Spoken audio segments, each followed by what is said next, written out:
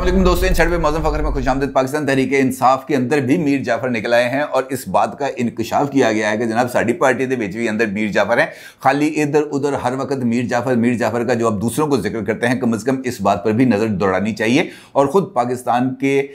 एक important political leader जिनका ताल्लुक पाकिस्तान तहरीक इंसाफ से है, जो पाकिस्तान तहरीक इंसाफ में इमरान खान साहब से बहुत ज़्यादा करीब रह चुके हैं, उन्होंने इस बात का इंकशाफ किया कि भाई हमारी अपनी मीटिंग्स के अंदर, हमारे अपने इजलासों के अंदर, हमारे अपने लोगों ने इमरान खान साहब की मुखबरियां की हैं और इसके साथ साथ इस्टेब्लिशमेंट के साथ हमारे ताल्लुकात को ख़राब करने में बड़ा ही इंपॉर्टेंट रोल प्ले किया है। वो तमाम लोग जो इस वक्त भी इमरान खान साहब के दाएं बाएं बैठते हैं, और ये इंकशाफ किसी और ने नहीं किया बल्कि ये इंकशाफ इमरान खान साहब की काबीना के एक साबिक वफाकी वजीर, जो इमरान खान के काबीना के माउथ पीस रहे हैं, यानी वजीर इत्तलात रह चुके हैं, फवाद चौधरी साहब, उन्होंने किया है और बरमला किया। उन्होंने कहा कि मैं इस बात से कतई तौर पर, मुझे नहीं है कोई डर खौफ कि मैं ये बात कर रहा हूं, लेकिन ये बात हकीकत है कि इस्टेब्लिशमेंट के साथ इमरान खान साहब के ताल्लुकात को ख़राब करने में कुछ हमारे अपने लोग भी मुलव्वस थे, जो इस वक्त भी इमरान खान साहब के पास बैठे हैं। तो सवाल ये पैदा होता है कि इमरान खान साहब अपनी सफ़ों से मीर जाफरों को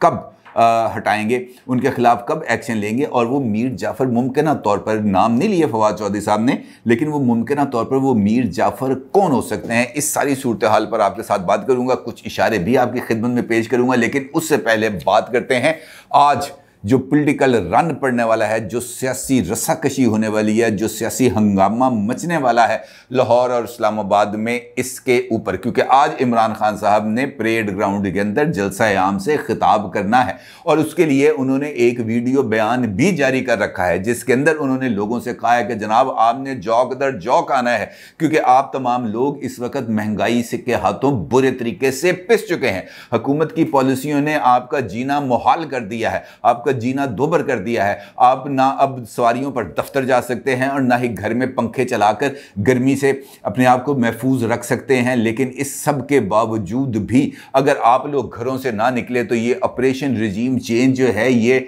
बिल्कुल जो है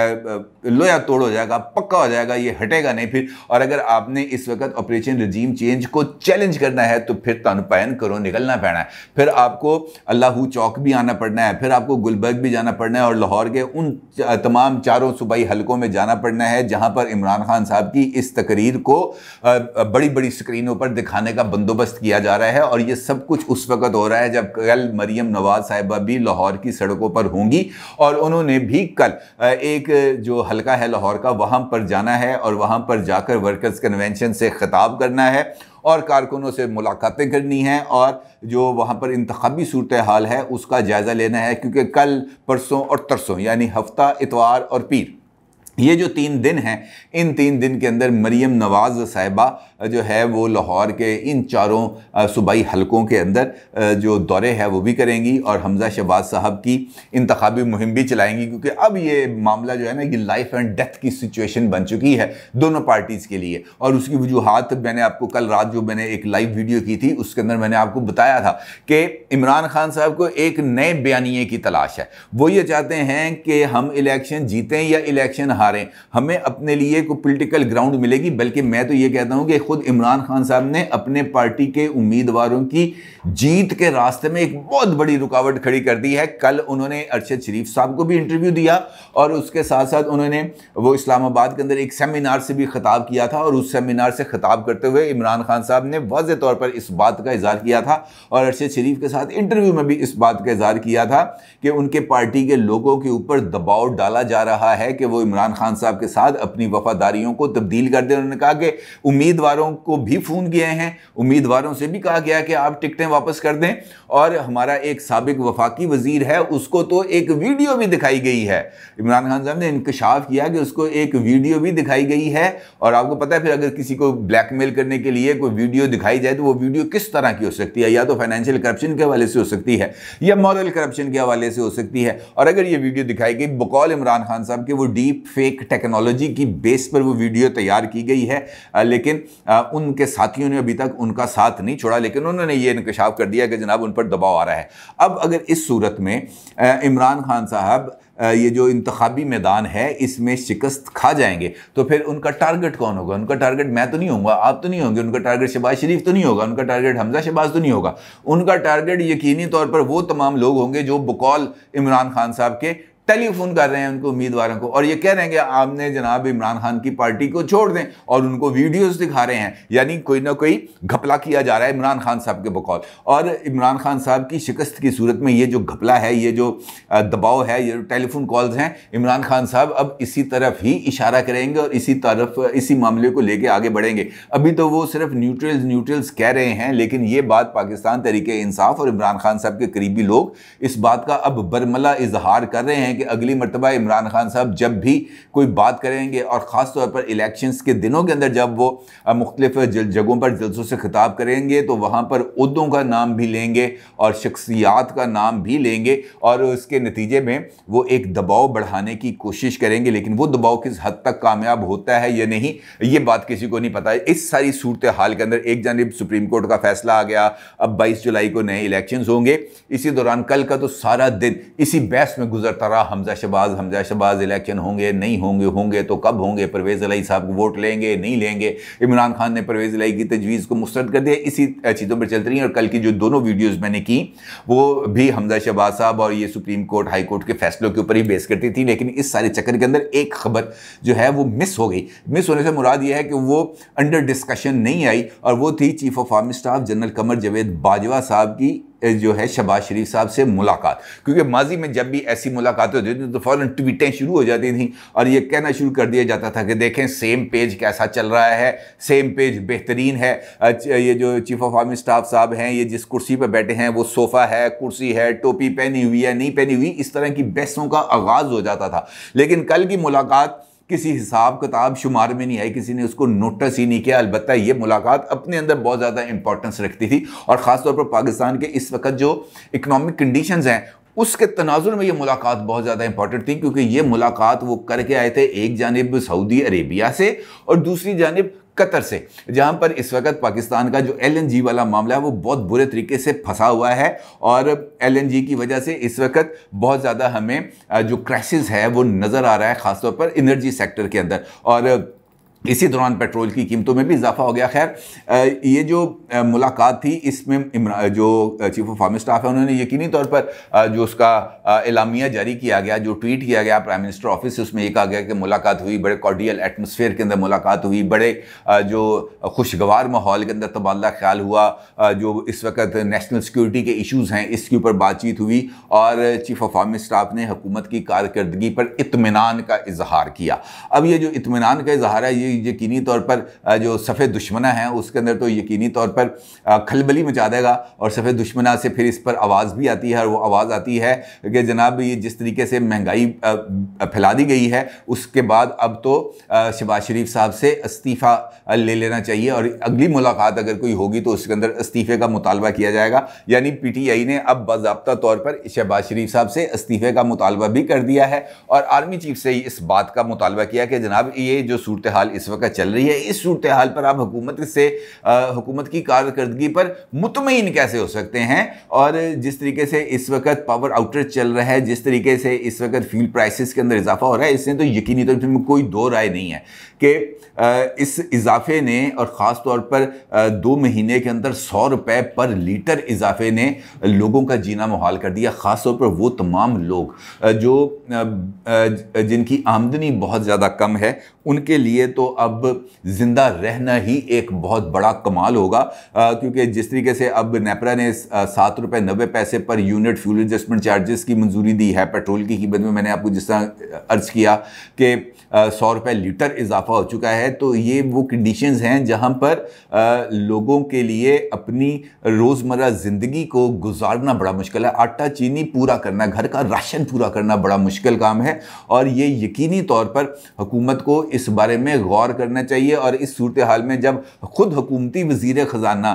जब इस बात का इंकशाफ करेगा, खुद अपनी प्रेस कॉन्फ्रेंस के अंदर मिफ्ता इस्माइल साहब और माथे से पसीना पूंछते हुए इस बात का ऐलान करेंगे कि हम जितना पेट्रोल की कीमतों में रिलीफ दे सकते थे लोगों को दे दिया। और भाई कितने मिले रिलीफ, किन्नू मिले रिलीफ? हमें तो कोई रिलीफ नहीं मिला, हमें तो अब धड़ाधड़ टीके लगाए जा रहे हैं। और अब भी अगर इसके बाद भी अगर पेट्रोल प्राइसेस की कीमत में इजाफा किया गया तो फिर यकीनी तौर पर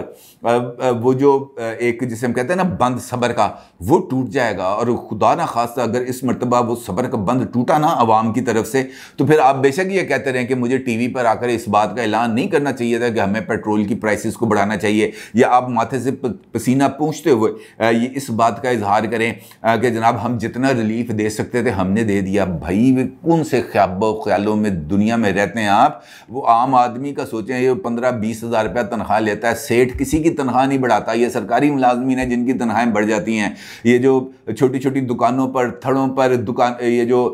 डिपार्टमेंटल स्टोर्स हैं, दुकानें हैं, इन पे जो लोग काम करते हैं इनकी तनख्वाह कौन बढ़ाता है यार? और ये 15-20 हज़ार 25 हज़ार की तनख्वाह के अंदर अगर आपने रोज़ का पेट्रोल डलवाना है, अगर आपने बिजली का बिल देना, तो आप खाएंगे क्या? लोगों को 2 वक्त की रोटी से आजिज़ कर दिया गया है। और खुदा का वास्ता है कि इस मामले पर अब संजीदगी से नोटिस लेना चाहिए, क्योंकि अब शहबाज शरीफ साहब के इस हवाले से यकीनी तौर पर उनकी गवर्नेंस के ऊपर भी बहुत ज़्यादा सवाल, उनकी जो काबिलियत थी, लोग ये कहते थे कि बड़ा ज़बरदस्त एडमिनिस्ट्रेटर है। और देखें पंजाब के अंदर किस तरीके से मामलात को संभाला है। वो एडमिनिस्ट्रेशन, वो रोल शहबाज शरीफ साहब का अभी तक नज़र नहीं आया, और जिसकी वजह से उनका जो इमेज है वो बहुत बुरे तरीके से मुतासर हो रहा है। और इस सिनेरियो के अंदर, जिस तरह मैं आपसे गुजारिश कर रहा हूँ, इस सिनेरियो के अंदर मुस्लिम लीग नून ने जाकर लोगों से वोट मांगने हैं, और कल जो है जलसे करने हैं उन्होंने, तो किस तरह लोग वोट देंगे? बड़ा इंपॉर्टेंट सवाल है। अब ये 1000-2000 रुपए पर वोट लेने वाला मामला नहीं है। ये यकीनी तौर पर इस मरतबा मुस्लिम लीग नून को अगर उन्होंने वोट लेने हैं तो बहुत ज़्यादा मेहनत करना पड़ेगी। इमरान खान के लिए तो शायद लोग निकल आए, इस सूरत हाल में मुस्लिम लीग नून को बहुत ज़्यादा मेहनत करना पड़ेगी। और देखना यह है कि इस जो इम्तहान है उससे मुस्लिम लीग नून कैसे सुरखरू होगी। अलबत्ता ये ज़रूर है कि जो मैंने आपसे गुफ्तगू के आगाज़ में कहा था, वो यकीनी तौर पर अब पाकिस्तान तहरीक इंसाफ के लिए और ख़ुद इमरान खान साहब के लम्हा फ़िक्रिया है। वो एक गरीब आदमी को तो पकड़ सकते हैं, जिसको ये कह सकते हैं वो इमरान खान के कमरे में USB लेके चला गया था, ताकि इमरान खान साहब के कमरे में होने वाली तमाम तर गुफ्तगू को रिकॉर्ड किया जा सके। फिर ये भी कहा जाता है कि जी इमरान खान साहब वज़ीर आज़म थे तब से उनकी जासूसी के अमल का आगाज हो गया है। वो जासूसियां और हैं, लेकिन ये जिसका इंकशाफ फवाद चौधरी साहब ने किया है ये बिल्कुल मुख्तलिफ चीज़ है। मामला ये है, एक्सप्रेस टीवी का एक प्रोग्राम था जावेद चौधरी साहब के साथ, उसके अंदर शिरकत की है फवाद चौधरी साहब ने, और उसके अंदर उन्होंने इस बात का यकीनी तौर पर कहा, उनका ये कहना था, मैं आपको कोट एंड कोट के अंदर उनके अल्फाज सुनाता हूँ। वो ये कहते हैं कि पाकिस्तान तहरीक इंसाफ के इनफैक्ट इस्टेब्लिशमेंट के साथ जो ताल्लुकात की ख़राबी शुरू हुई है वो अक्टूबर से ऑनवर्ड, यानी अक्टूबर का मतलब तो स्टेट अवे यही है ना कि वो DG ISI की तकर्री के हवाले से जो एक इलामिया जारी हुआ था कोर कमांडर्स कॉन्फ्रेंस के बाद 6 अक्टूबर को, उससे इस सारे अमल का आगाज़ हुआ। और उसके बाद फिर फवाद चौधरी साहब का ये कहना था कि मामलात इतने ख़राब नहीं थे, इख्तलाफात इतने नहीं थे जिन पर काबू ना पाया जा सकता हो या जिनको दूर ना किया जा सकता हो। कोशिश ज़रूर की गई इन तमाम इख्तलाफात को दूर करने की, लेकिन हमारी सफ़ों में ही कुछ लोग ऐसे मौजूद थे जो ये चाहते थे कि ये इख्तलाफात बरकरार रहें। यानी बिल अल्फाज़ दीगर इमरान खान साहब की ज़ुबान में फवाद चौधरी साहब ये कहते हैं कि हमारी सफ़ों में भी मीर जाफ़र और मीर सादक थे। ये सिर्फ इल्ज़ाम अपोजिशन पर लगाना कि जनाब, या मौजूदा हुकूमत पर लगाना कि जनाब ये मीर जाफ़र और मीर सादक हैं, ये बात दुरुस्त नहीं है। हमारी अपनी सफ़ों में भी मीर जाफ़र और मीर सादक थे जो ना सिर्फ इधर की बात उधर करते थे, बल्कि बाकायदा तौर पर टेक्स्ट मैसेजेस होते थे तड़ातड़। ये तो कई बातें सामने आ चुकी हैं इस हवाले से कि मुख्तलिफ मीटिंग्स के अंदर जब इमरान खान साहब ने किसी शख्सियत के हवाले से कुछ बातें की, कुछ नामुनासिब अल्फाज इस्तेमाल किए, तो उस वक्त मीटिंग ख़त्म होते साथ ही अगले को पता लग गया कि मेरे बारे में क्या बात की है। अगले तो फौरी तौर पर व्हाट्सएप के ऊपर ही सारी कार्रवाई डाल देते हैं। तो इसने इस बात की तरफ इशारा किया है कि ख़ुद इमरान खान साहब के इर्द गिर्द जो लोग मौजूद हैं वो बिल्कुल भी मुनासिब नहीं है। अब वो लोग मुमकिन तौर पर कौन हो सकते हैं, इसका जज करना यकीनी तौर पर बहुत ज़्यादा मुश्किल है। लेकिन अगर हम वो तमाम लोगों को देखें जो जिनकी अलाइनमेंट हमेशा से ही इस्टेब्लिशमेंट के साथ रही है, या वो इस्टेब्लिशमेंट के इशारों के ऊपर चलते रहे हैं, या वो इस्टेब्लिशमेंट के किसी ना किसी लेवल पर सहूलतकार रहे हैं, तो फिर उन बंदों को शनाख्त करना बहुत ज़्यादा आसान हो सकता है। यकीनी तौर पर इमरान खान साहब जब इक़्तिदार के आखिरी दिनों में थे तब बहुत सारे लोगों ने जाकर ये शटल डिप्लोमेसी की, उन्होंने जाकर पिंडी और इस्लामाबाद के दरमियान इख्तलाफात को कम कराने की भी कोशिश की, लेकिन उन्हीं मुलाकातों की साइड लाइन्स पर मुमकिन तौर पर शायद कुछ ऐसी चीज़ें होती रही हैं और उस वक़्त असद उमर साहब भी जाके मिलते रहे हैं, परवेज़ खटक साहब भी जाके मिलते रहे हैं, शाह महमूद कुरैशी साहब भी जाके मिलते रहे हैं, फवाद चौधरी साहब भी जाके मिलते रहे हैं, और भी बहुत सारे लोग हैं जो इस सफ़ में मौजूद थे जो जाकर मिलते रहे हैं। लेकिन इन्हीं में से यकीनी तौर पर अगर फवाद चौधरी साहब कह रहे हैं तो फिर इन्हीं वो तमाम लोग हो सकते हैं ना जो जाकर मिलते हैं जिनकी एक्सेस है उधर तक। अदरवाइज तो किसी की भी एक्सेस नहीं, आम आदमी तो लंघ नहीं सकता पैन उन्होंने घर को। ये वो तमाम लोग हैं जो जाके मिल सकते हैं। तो जो मिल सकते हैं, जो राब्ते में हैं, वही जाके ये तमाम राज अफशा कर सकते हैं, जिसकी वजह से इमरान खान की जो पोजीशन है वो इस्टेब्लिशमेंट के सामने कमज़ोर हुई और इस्टेब्लिशमेंट को इस बात का अंदाज़ा हुआ कि यार हमने जो कुछ किया वो गलत किया और अब हमें अपनी इस गलती को सुधारना चाहिए। फिर गलती के सुधारने का अमल का आगाज़ हुआ और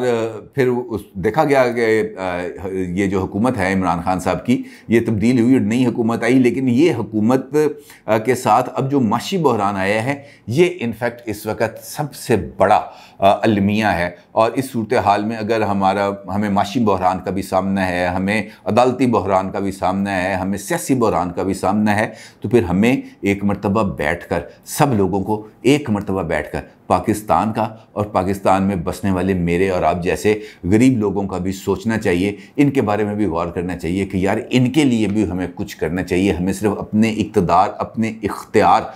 से आगे बढ़कर भी देखना पड़ेगा। और अगर हमने ऐसा नहीं किया तो ये तमाम सियासी जमातें एक ही सफ़ में खड़ी होंगी और यकीन जाने कि फिर सियासी अमल पर भी लोगों का एतमाद खासी हद तक मजरूह होगा। अपनी राय का ज़रूर इज़हार कीजिएगा। आपका बहुत शुक्रिया। अल्लाह हाफ़िज़।